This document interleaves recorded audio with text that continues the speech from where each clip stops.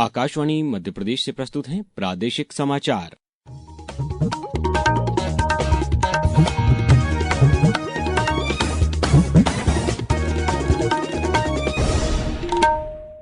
नमस्कार, समाचारों के साथ मैं अभिषेक कटियार। सबसे पहले इस बुलेटिन के मुख्य समाचार।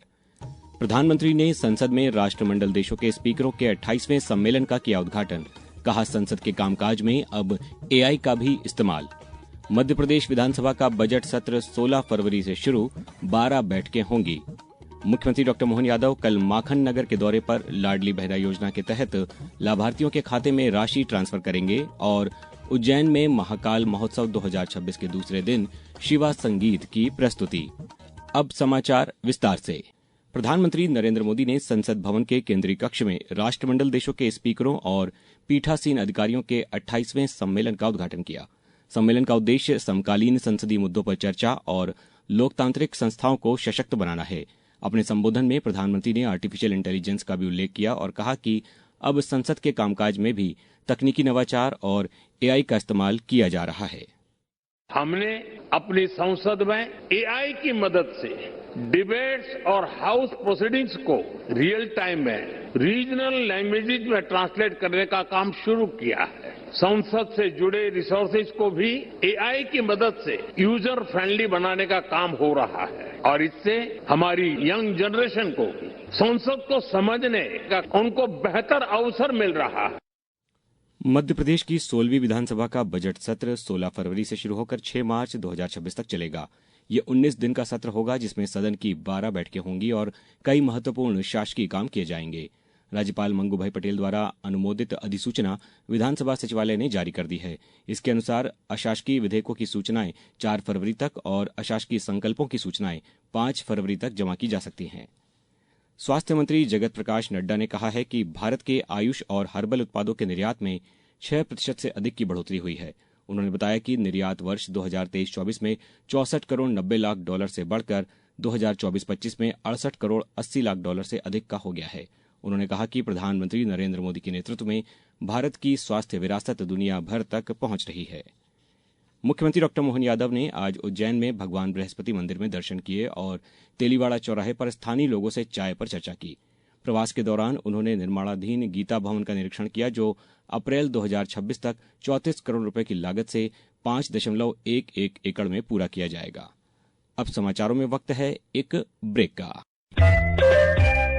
ये समाचार आप आकाशवाणी मध्य प्रदेश से सुन रहे हैं। ये समाचार बुलेटिन YouTube पर Madhya Pradesh news All India Radio channel पर और Facebook के साथ ही X प्लेटफॉर्म पर AIR न्यूज भोपाल पेज पर सुने जा सकते हैं। इसके अलावा आप हमारी वेबसाइट newsonair.gov.in पर या न्यूज ऑन AIR ऐप पर भी समाचार सुन सकते हैं। समाचारों में पुनः आपका स्वागत है। मुख्यमंत्री डॉक्टर मोहन यादव कल नर्मदापुरम जिले के माखन नगर के दौरे पर रहेंगे। वे दोपहर 1 बजे माखन नगर पहुंचकर लाडली बहना योजना के तहत लाभार्थियों के बैंक खातों में राशि सीधे ट्रांसफर करेंगे। मुख्य कार्यक्रम माखन नगर के सांदीपनी विद्यालय के पास खेल मैदान में होगा। इससे पहले उनका रोड शो होगा। इसके बाद मुख्यमंत्री PWD गेस्ट हाउस का लोकार्पण, माखनलाल प्रतिमा पर माल्यार्पण और 101 फीट के राष्ट्रीय ध्वज का अनावरण करेंगे। मुख्यमंत्री विकासखंड में लगभग 100 करोड़ रुपए के अन्य विकास कार्यों का उद्घाटन भी करेंगे। प्रधानमंत्री नरेंद्र मोदी के नेतृत्व में खेती को सस्टेनेबल और पर्यावरण के अनुकूल बनाने का अभियान अब किसानों के खेतों में रंग दिखा रहा है। उमरिया जिले के ग्राम कोडार निवासी बबलू पयासी अपनी मिट्टी की उर्वरता बढ़ाने और अच्छी फसल पाने के लिए अब जैविक खेती अपना रहे हैं। जैविक खेती से हम लोगों की जो फसल उगेगी उससे अच्छी बढ़ोतरी होगी। डीएपी यूरिया डालने से फसलों में डालते उपज तो होती है लेकिन उससे हमारे सेहत के लिए नुकसान होता है। जल संरक्षण को लेकर भी सरकार के जो प्रयास हैं, सीडड्रिल के माध्यम से जो सिंचाई होती है, फुहारे के माध्यम से उससे पानी भी कम लगता है। जो हम लोग जब फसल लगाते हैं तो ट्रैक्टर के माध्यम से जो जुताई करते हैं, सीडड्रिल के माध्यम से जो बुवाई करते हैं, उससे फसल भी अच्छी होती है, उससे हमारी आमदनी बढ़ेगी।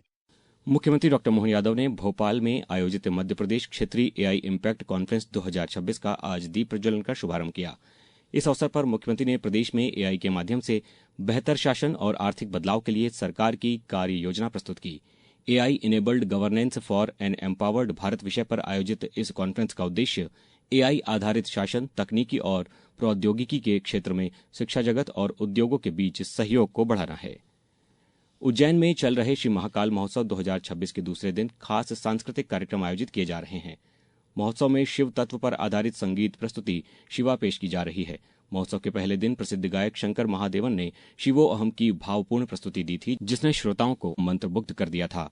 ये महोत्सव वीर भारत न्यास विक्रमादित्य शोधपीठ और श्री महाकालेश्वर मंदिर प्रबंध समिति के संयुक्त तत्वावधान में आयोजित किया जा रहा है। महाकाल महोत्सव का उद्देश्य श्रद्धालुओं को आध्यात्म, धर्म और प्रदेश की समृद्ध सांस्कृतिक परंपरा से जोड़ना है।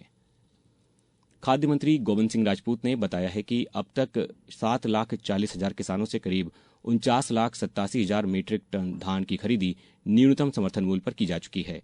धान की खरीदी 20 जनवरी तक जारी रहेगी और किसानों को अब तक 8,291 करोड़ रुपए से अधिक का भुगतान किया जा चुका है। राज्य में धान बेचने के लिए 8,59,000 से अधिक किसानों ने पंजीकरण कराया है और खरीदी का लगभग 79% धान परिवहन किया जा चुका है। अब खबर क्रिकेट की।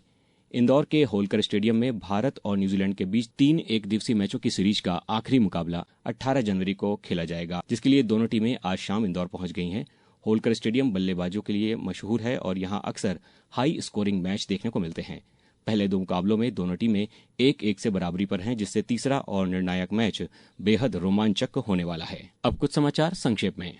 केंद्रीय संस्कृत विश्वविद्यालय भोपाल में कल और 17 जनवरी को भारतीय भाषाओं में समरूप वैज्ञानिक पारिभाषिक शब्दावली विषय पर 2 दिवसीय कार्यशाला का आयोजन किया जा रहा है। शिवपुरी जिले में कक्षा 6 से 8 तक के विद्यार्थियों के लिए आज एक जिला स्तरीय गणित विज्ञान प्रदर्शनी का आयोजन किया गया। सशस्त्र बल वेटरन्स दिवस के अवसर पर कल जबलपुर में आयोजित समारोह में पूर्व सैनिकों, वीर नारियों और उनके परिजनों को सम्मानित किया गया। वहीं झाबुआ जिले में कलेक्टर ने भूतपूर्व सैनिकों और उनके परिजनों का सम्मान किया। नर्मदापुरम में आज मुख्य मकर संक्रांति पर्व पर नर्मदापुरम, हरदा, छिंदवाड़ा, भोपाल और विदिशा समेत अन्य जिलों से हजारों श्रद्धालु मां नर्मदा में आस्था की डुबकी लगाने पहुंचे। देवास बाल वाटिका नवाचार को राष्ट्रीय स्तर पर स्कॉच अवार्ड में सिल्वर श्रेणी में पुरस्कार प्रदान किया गया है। राजगढ़ में मां जालपा गौशाला संकट मोचन राजगढ़ की नवीन समिति का गठन किया जाएगा। गौशाला संचालन के इच्छुक व्यक्ति और संस्थाएं 20 जनवरी तक संपर्क कर सकती हैं। धार जिले में पशुपालन एवं डेयरी विभाग द्वारा डेयरी प्लस योजना के अंतर्गत मुर्रा नस्ल की भैंसों का वितरण किया गया और खंडवा जिले के बलड़ी विकासखंड में रोजगार मेला कल आयोजित किया जाएगा। अंत में मुख्य समाचार एक बार फिर। प्रधानमंत्री ने संसद में राष्ट्रमंडल देशों के स्पीकरों के 28वें सम्मेलन का किया उद्घाटन। कहा, संसद के कामकाज में अब एआई का भी इस्तेमाल। मध्य प्रदेश विधानसभा का बजट सत्र 16 फरवरी से शुरू, 12 बैठकें होंगी। मुख्यमंत्री डॉक्टर मोहन यादव कल माखन नगर के दौरे पर लाडली बहना योजना के तहत लाभार्थियों के खाते में राशि ट्रांसफर करेंगे और उज्जैन में महाकाल महोत्सव 2026 के दूसरे दिन शिवा संगीत की प्रस्तुति। इस बुलेटिन में बस इतना ही। अगला बुलेटिन सुनिए सुबह 7:10 पर। नमस्कार।